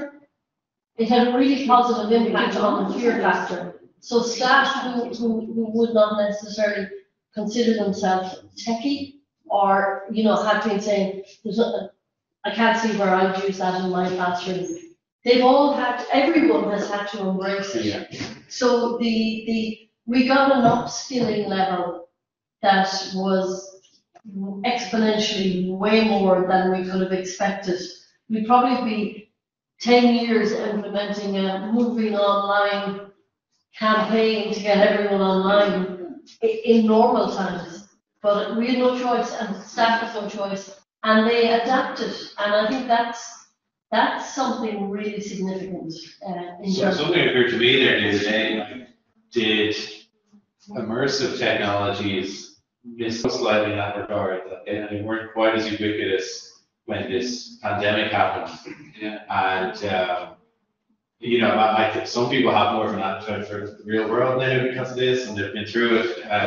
And I think video conferencing is, everyone's experienced it now and it's there. Whereas, fully immersive environments are still a little bit On the margin, basically. Yeah. And well, they, might they, to reach this sort of metaverse concept that people have, like, would it require some other event like that to get people over a hump? I don't know. I was just watching, how things are transpiring there for Facebook. I think one of the really interesting, and I was having this conversation with a group of people actually from colleagues from Pittsburgh about how the use of the technology existed, right? So Teams is a good example.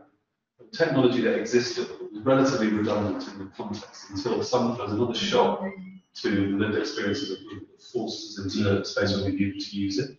And then we begin to understand the capacity that the technology has, and then our behaviours begin to mould and evolve as a result of using the technology. I think the same is true possibly of immersive tech, but probably on a more, in our case, on a much more sort of localised and sort of micro scale. So an example of this is that we are oversubscribed in terms of student numbers. We can't fit people into spaces, and the spaces that we do have look great, but they are on many levels really impactful because they're open plan. When you start teaching in an open plan space, in a big echoey, exciting concrete building, you realise it's very bouncy and sound goes everywhere. You can't necessarily be heard or hear. And so one of the things that we've been looking obviously quite closely, a very particular kind of learning experience using VR. That's I'm aware of it with the presentation that's been produced so far. Right? And it's about a really, really straightforward, say that. So I don't know how to do it. Matt and Christy. Workflow, working through one process, taking work into another space, converting it, taking it into this virtual environment. So that's something that's been really well worked and refined over a period of time. We know how to do that with students all wearing VR headsets. What we're going to start looking at, is how do we use VR learning spaces in the context of a real space, because it will overcome some of the problems that we've got in the solution.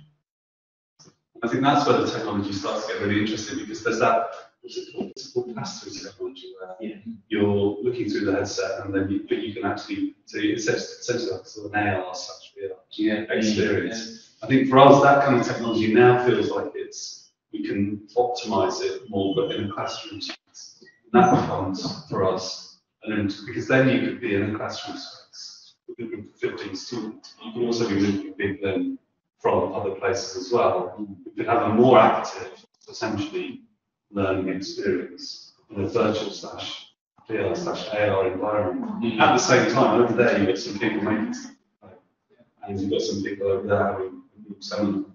That feels like it's where the technology can start to come alive, where it is, where there is a sort of weird potential interdependency. This idea of ecology, that's where the kind of potentially goes. But the bit that kind of, the bit that I can't quite reconcile in my head is just this fully online solution, the total dematerialization. I'm still feeling like I'm struggling with it, just as a concept, because we are material creatures that exist in a three-dimensional space, and we feel and touch and smell things, and that feels like it's part of the practice that we are engaged in, making things.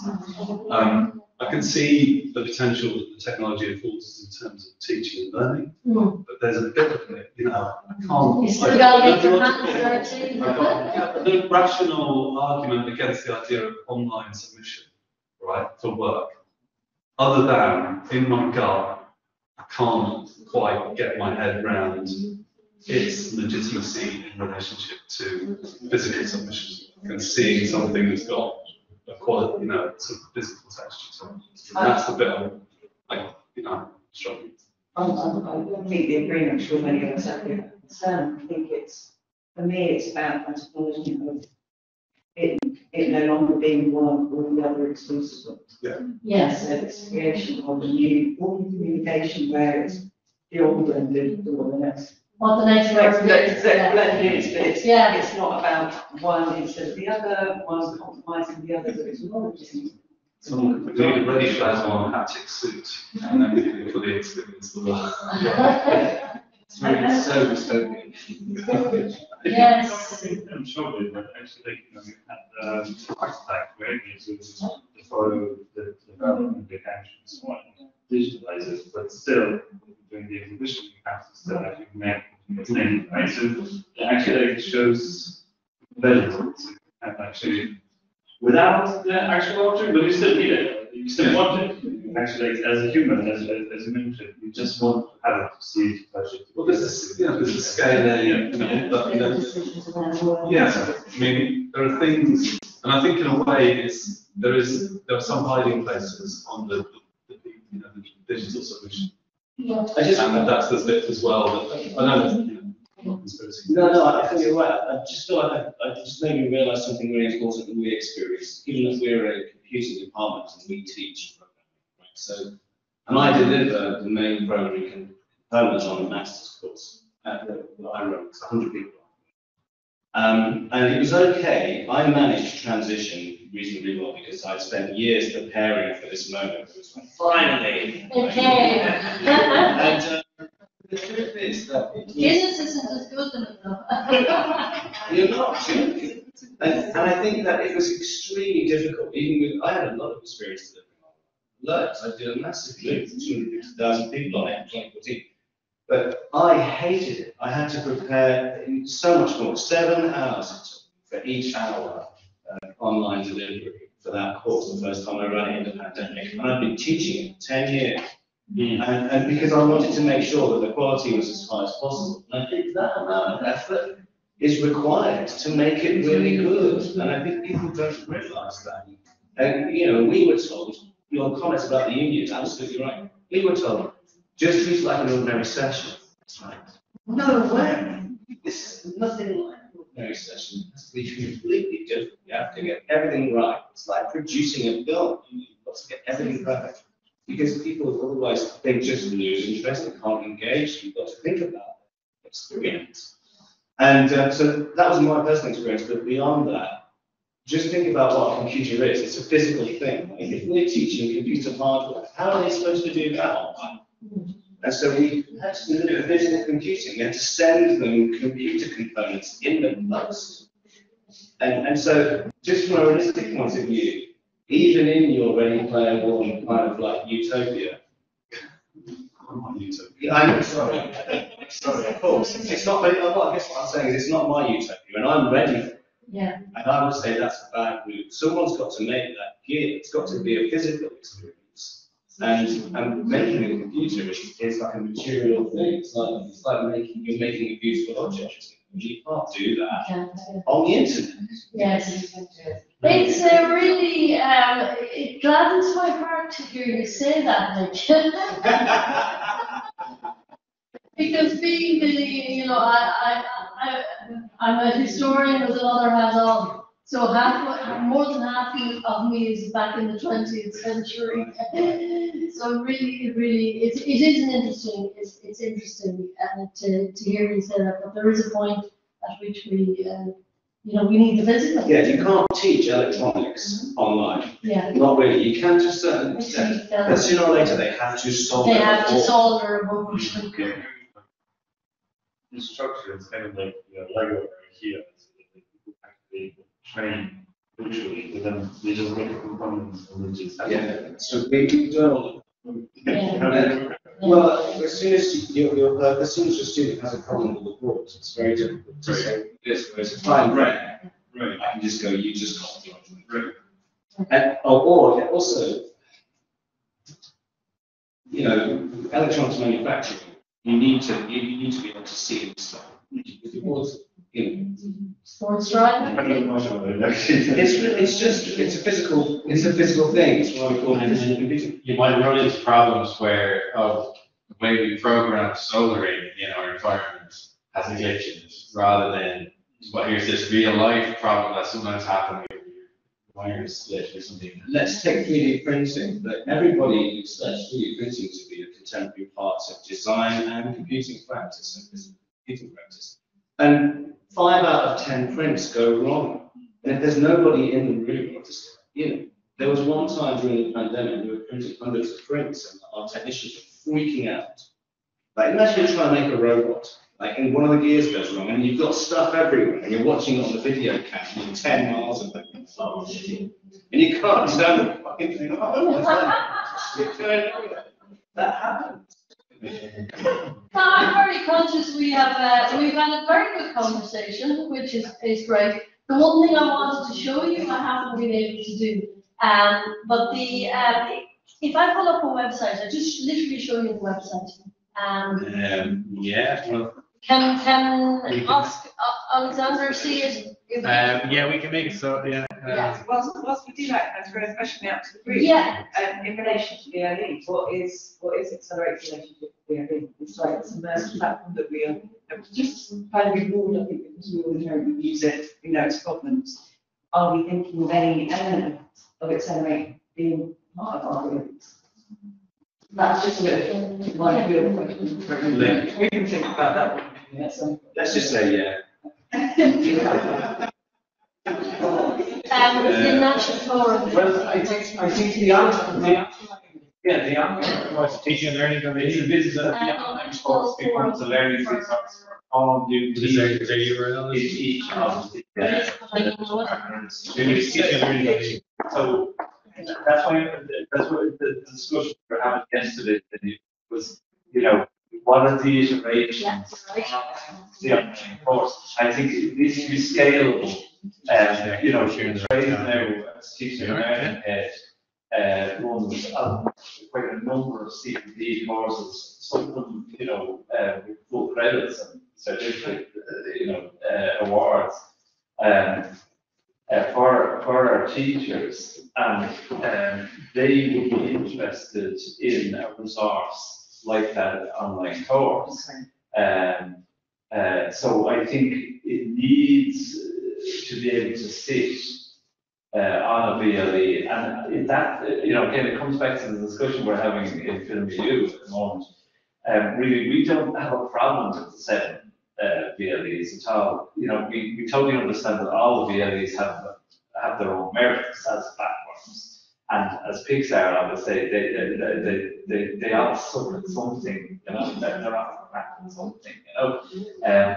But we don't have any view. But I think you know, as Darrell says, you know, down the road, for consistency's sake and to stop confusing students, I think somebody has to have a little piece of discipline and make a decision and have an agreement that might be phased in over 5 years, say, but that we are now going to go to, and the winner is it's probably moving, you know, we don't know that.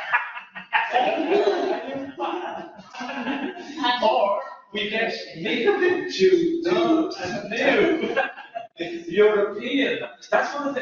That's just the last thing I'm still using. One of our difficulties is that because when we use the European University project, and because we're operating to a set of guidance that the European Commission, and an extensive set of guidance that the European Commission devised over the past 10 years, including a whole other range of European values built in, and you know, big strategic thinking. One of the difficulties is wherever possible, they want European platforms, and of course, Microsoft Teams, a European platform. You know, platforms, etc. And it goes on and on and on. It makes sense, you know, because the two problems to solve, you want to know what to do, etc. I agree, you know. So, you know, we have scope to devise a new platform. Some of these are existential questions. I mean, I don't mean that facetiously at one level, but you know, there is. I mean, do you go with the Googles and Microsofts? I mean, for me, the notion. I sat here listening to somebody from Metaverse talk about Zuckerberg's vision for the Metaverse, and I'm going, who wants Mark Zuckerberg loose on this? You know, I mean, they're really big questions that I think are important to talk about, because you just end up somewhere without, you know, knowing how you got there. But anyway, all I wanted to do, and I'm not going to keep you long because I'm conscious of lunchtime, and you're back at, now you're going to tell them in a moment. Yeah. So there is a website, teachingandlearning.ie. It's the National Forum for the Enhancement of Teaching and Learning in Ireland. About 10 years ago in Ireland, the government put money into teaching and learning. Like many higher education bodies, I think research always seems to have that little bit of, in terms of funding, the edge. That's certainly the case here. But they put some money into it at a national level. And what they have done is they have offered grants, and they've devolved money down into institutions to work on particular themes and projects that are strategically identified as being important. So why I wanted to show you this is, do what you're meant to do, please. Yeah. You wanted to drop down. I wanted to drop down, professional development. So these are one of the teaching and learning in a digital world was one of their, and continues to be a theme. And in here, it's just worth going up. There's loads of digital resources. There's some publications that you might find useful, and there's also lots of projects that have been done at local level. And a lot of it in the teaching, technology enhanced learning area, a lot of it in getting our students digital savvy. Now, some of it is very basic because we were starting from a position of, but like actually the very first one here, I thought this was one that some of you here might be interested in. Some work that a team have been doing around the CRIT, which is a big part of your world. But so there's not much on virtual, which I think says a lot about where we're coming from. And some of what's happening seems to be in the sciences and in the med space. So the simulations and the VR type stuff is happening there. But I just thought it was worth showing to you because there is, all of this material is open source. All of it is available, and what they have done, which is useful, if you get a chance to browse it, the contact names of the institutions and the people who are involved in some of these projects are there. So it's probably well worth looking That's interesting, what works and why. But what I think is really worth having a look at, because this was it. So if you take back 10 years ago, this was some of the seminal work that was done around thinking about empowering staff and students to flourish. Now, I reckon the designers came up with an underground map because we are so envious of the fact that we don't have one in Dublin.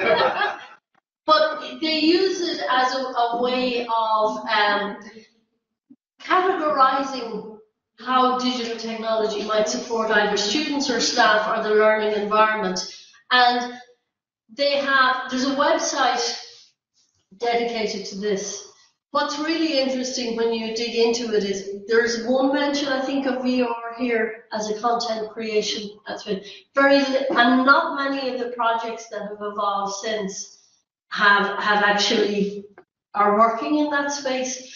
But notwithstanding that, I think you'll find that some of, if you go on to there's an all aboard. They called it all aboard, wasn't that what they called it, David? Sorry, I'm gone down.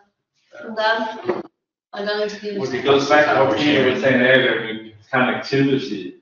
You can see the way that VR was positioned in a very unconnected space there. And we warred over this there. It came out some very healthy arguments. All those major discussions about this. But there is an allaboard.ie website, and what they have done is they have populated it again with projects and examples from different disciplines of things that are happening. So you just might find there's almost too much information, to be honest with you. If you go back to the main website, there's also some nice research publications as well that have been funded by the forum. But you just might find it a useful resource, might spark some thinking, and I just thought it would be valuable to share that with you before lunch. David, tell them what we're doing after lunch. Yeah, I'm teaching in the afternoon, so I won't see you this afternoon. I'll see you in the morning, please. Have a nice evening in Dublin. You're kind of free and untethered. Yeah. There is a design exhibition in the, I think it's virtual. Central Bank Plaza. Or the Central Bank Plaza, which David. On Dame Street. On Dame Street, which is very near Fleet Street. Those of you who are in Fleet Street. Yeah. So you might want to check that out. It's a history of Irish design, you know. So the Central Bank Plaza, it's just David, our president, is a designer, you know. So he was very keen that any of you would have an opportunity to visit the exhibition, which probably means that he is speaking to the president, you know. Very famously, there are pictures of him going through the airport, and we always pass it. You know when you're coming on that awful Ryanair air flight and you have to walk a mile and the first thing you see is your president's face? We will meet outside the big house, we call it there, outside Roisin Ho's house. No, it's just right here. We can walk out here and we have the house, the older house. The old house. We'll meet on the steps of the old house. Yeah, just straight up. At 1:45, okay? And we'll go up to animation, we'll have a little studio there, just a quick discussion. And then I'll pass you on to Peter Evers in drawing. And then we'll go out to the background to visit Julian in this space, background space. And then we'll come back, or you come back to here. Actually, we're not in this room. No, this afternoon. it's in the other room, which is just down here. It's literally that one at the end. That room there. It's called Star. The new one, yeah. And Fiona Snow will do the session there. I will only be with you until around 2 o'clock because I have a European Universities meeting online. Sadly, I have to go to that. And I'll try to finish with that as soon as I can. And join you back here or join you in the background to get to that. If I can get out of the European Universities area, I will. So that's it. Alexander, We'll be around the afternoon video. Yeah, I've got to go. Yeah. will we? See ya.